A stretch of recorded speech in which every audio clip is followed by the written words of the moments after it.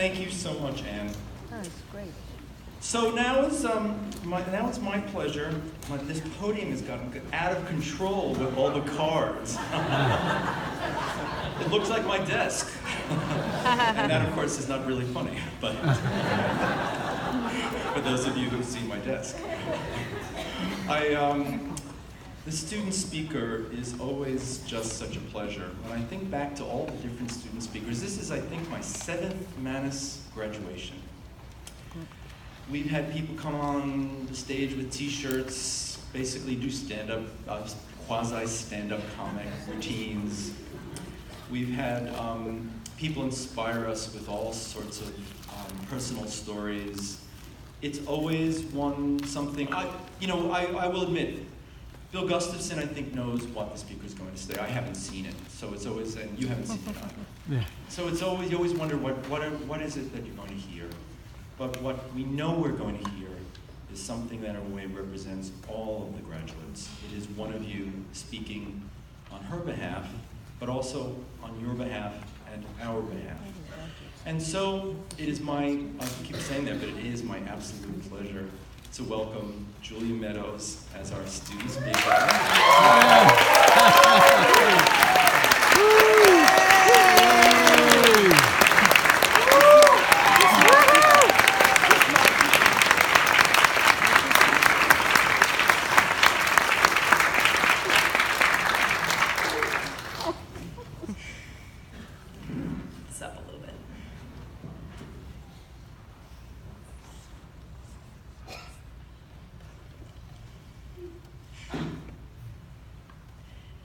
The first time I came to New York City, I looked up at the flashing billboards, the narrow strip that was the sky above my head, felt the churning, rhythmic energy like a sea beneath my feet, and I knew I would live here one day. 6 or 7 years later, I walked into a stately pre-war building on Manhattan's Upper West Side, my mother trailing behind me. I had gone to 7 auditions in the past few months, and Manus was one of the last. As I stepped through the heavy doorframe, I felt the old energy again, and I knew. You see, Manus wasn't the most striking school I had visited. It wasn't the most famous, and it wasn't the cheapest. But Manus was the school where a theory professor stopped my mother and myself to make conversation in the hallway. Where the dean personally spoke about his ideas and plans with each of the applicants. Where students bent intensely over their instruments, but also shouted cheerful greetings to each other in the hallway and sat in windowsills laughing while they ate their exotic New York City takeout lunches. So, while Manus had initially only been on my list because of its voice faculty, it became my first choice because it was a place where people looked exciting and interesting, but also happy.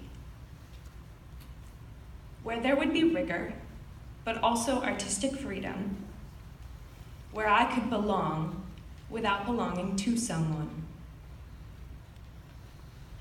I stand here this morning astounded at my sheer luck.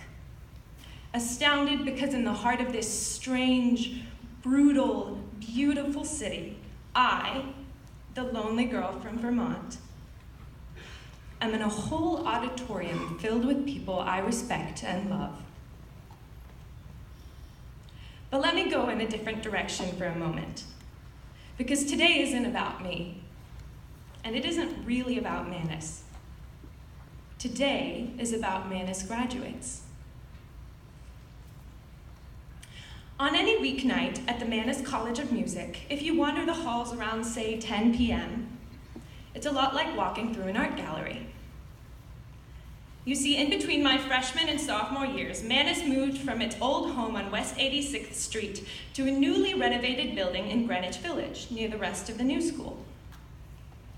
If you're familiar with this new building, you will know that every hallway within is lined with practice rooms, and you might agree that the brand of practice room door chosen during renovation looks a lot like a picture frame, a border of metal surrounding a large glass window. Frame after frame creates a gallery. And if you wander through this strange exhibit looking carefully into each frame, if you're really paying attention, the picture inside will tell a story.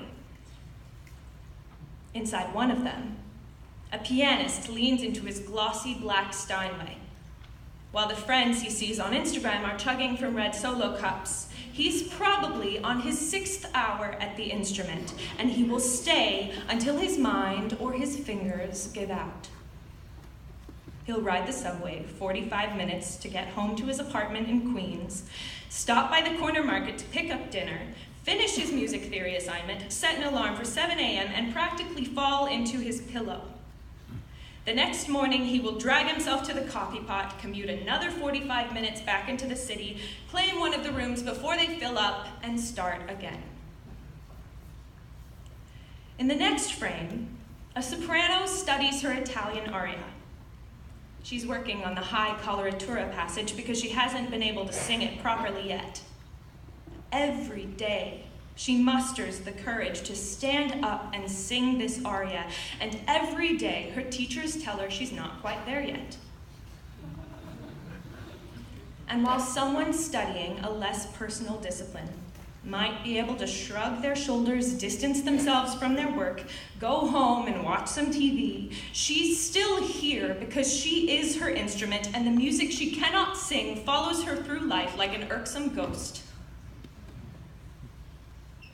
If you keep walking through the gallery, you will see chamber groups debating how best to begin tricky passages, brass players emptying spit valves, reed players meticulously whittling, scraping, and soaking, percussionists transporting instruments larger than small motorcycles, string players with hands and bows flying. You get the point. Graduating from any college is not easy. But graduating from music school is its own thing entirely.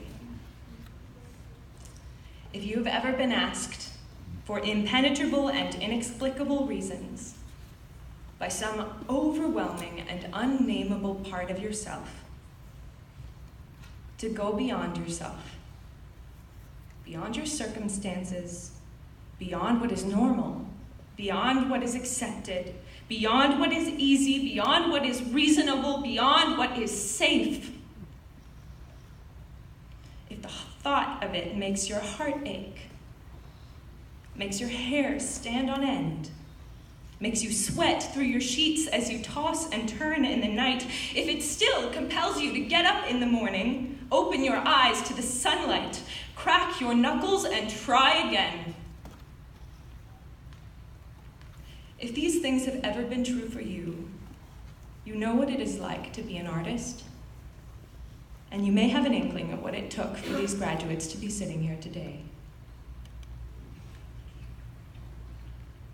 Which brings me to you,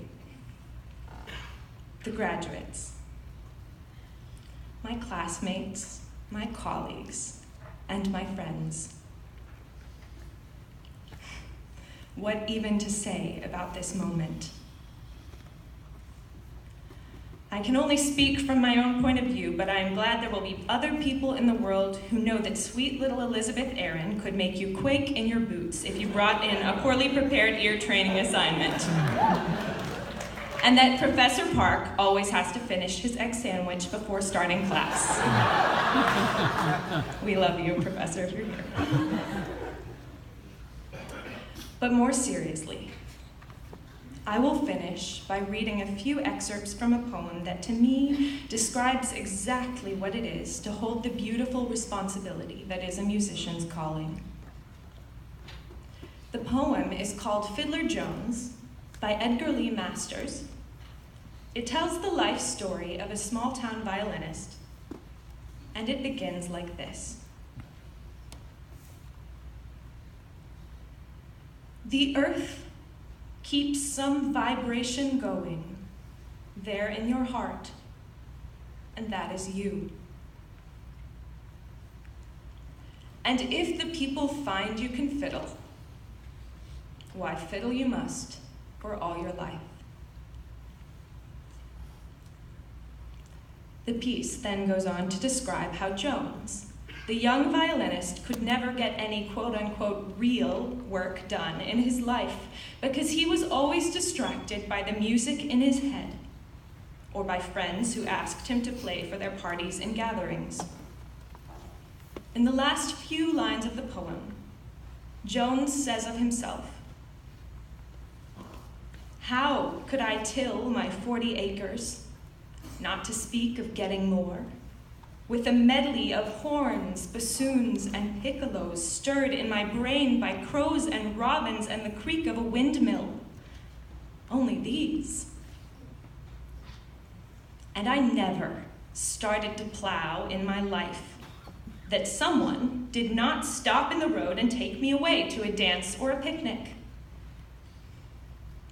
I ended up with 40 acres. I ended up with a broken fiddle and a broken laugh and 1,000 memories and not a single regret."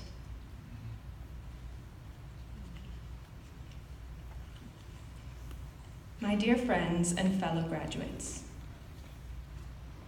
may you always trust the vibration, the knowing, the calling that is the music within you. May you love it until you are broken. And then may you get up again to dance. In the English language, commencement means a beginning. So by all means, let us begin. Thank you.